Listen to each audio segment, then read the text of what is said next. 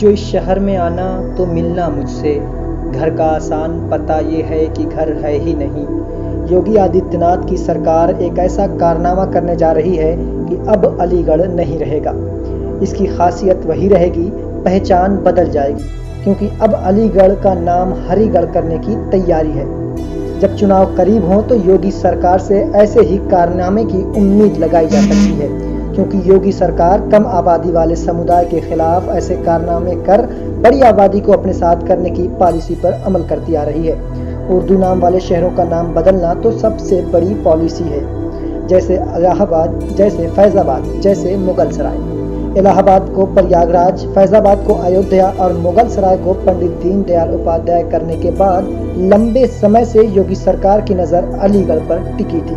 जिला पंचायत की सत्ता बदलते ही नाम बदलने की कवायद भी शुरू हो गई। जिला पंचायत बोर्ड की पहली ही बैठक में जो सबसे बड़ा मुद्दा था वो बेरोजगारी नहीं था, जो सबसे बड़ा मुद्दा था वो नाली और रोड नहीं था, जो सबसे बड़ा मुद्दा था वो अलीगढ़ का नाम बदलने का मुद्दा था।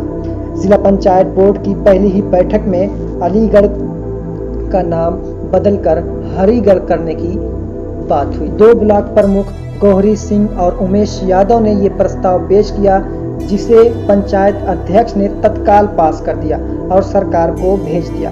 अब सरकार इस पर निर्णय लेगी और क्या निर्णय लेगी ये आप भी जानते हैं। इस सिलसिले में जब हमने अलीगढ़ से ताल्लुक रखने वाले लोगों और सीनियर अली बिरादरी से बात की तो उन्होंने इस पर कुछ बोलने से मना कर दिया। अलीगढ़ के 6 छात्र नेता जो इन दिनों AIMIM में सुर्खियां बटोर रहे हैं, उन्होंने कहा ये सवाल आप सेकुलर पार्टियों से करें, ये सवाल आप अखिलेश यादव से करें, मुझसे क्यों कर रहे हैं। आज देश में दलित अपने हुकूक के लिए लड़ रहे हैं और वो आगे भी आ रहे हैं, लेकिन इस समुदाय को आसमान से किसी फरिश्ते की नमूदारी का अब भी इंतजार है। आपकी जानकारी के लिए बता दूं कि अलीगढ़ का ताला मशहूर है, शायद ये ताला जबानों पर भी लगता है। अलबत्ता कुछ मौजूदा छात्र नेताओं से बातचीत हुई। हिलाल आजमी अली ने कहा, अगर शहरों का नाम बदलने से तरक्की होती है और विकास होता है तो मैं अलीगढ़ का नाम USA रखने का प्रस्ताव पेश करता हूँ। इस सिलसिले में अलीगढ़ मुस्लिम यूनिवर्सिटी स्टूडेंट यूनियन के वाइस प्रेसिडेंट हमजा सुफियान और सेक्रेटरी हुजैफा रशादी से भी बातचीत हुई।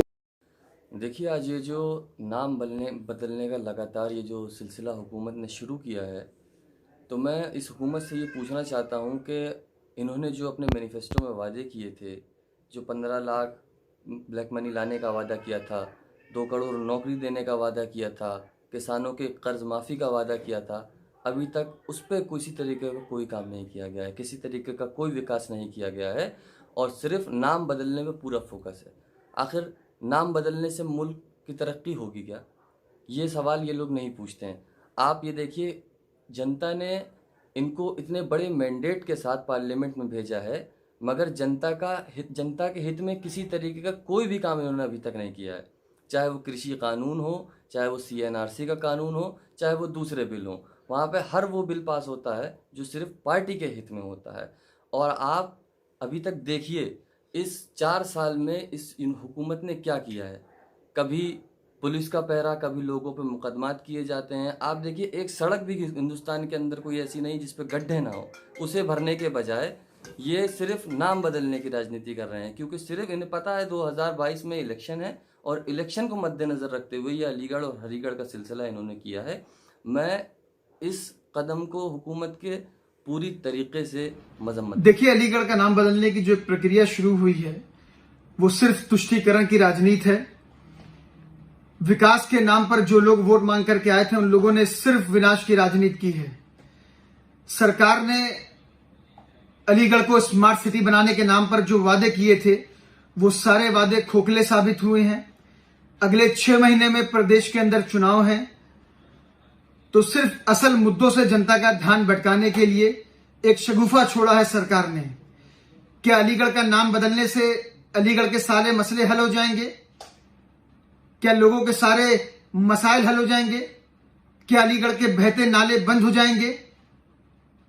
तो वो लोग जिन लोगों ने स्मार्ट सिटी बनाने के नाम पर तमाम वादे किए थे, वो सारे वादों में नाकाम रहे और अपनी नाकामियों को छुपाने के लिए आवाम को बांटने के लिए, एक तुष्टीकरण की राजनीति करने के लिए इस तरह के मुद्दों को तूल दिया गया।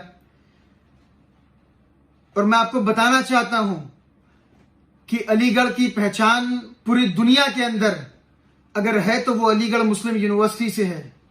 और अलीगढ़ मुस्लिम यूनिवर्सिटी अपने आप में खुद एक इतिहास है और उस इतिहास को कोई माई का लाल मिटा नहीं सकता।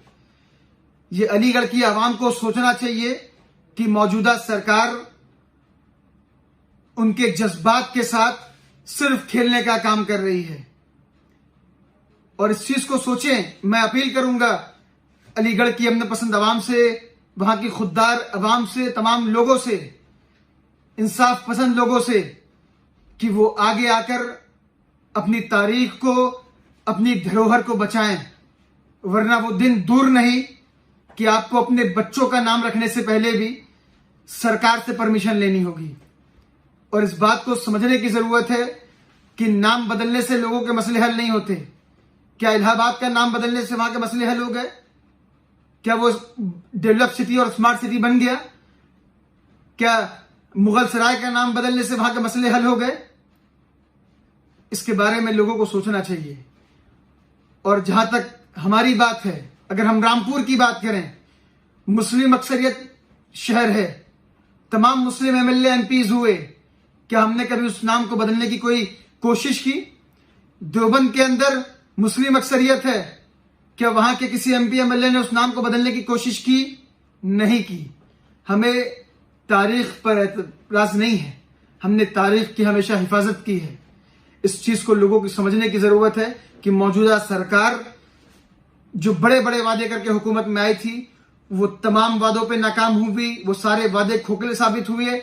अपनी नाकामियों को छुपाने के लिए आने वाले चुनाव में फिर से तुष्टीकरण की राजनीति के सहारे वो दोबारा सत्ता हासिल करना चाहते हैं। और मुझे उम्मीद है कि उत्तर प्रदेश की आवाम आने वाले चुनाव में बहुत ही सोच समझ करके वोटिंग करेगी। किसी के बहकावे में आने वाले नहीं है। धर्म का सहारा लेकर के आप लोग सत्ता को हासिल नहीं कर सकते।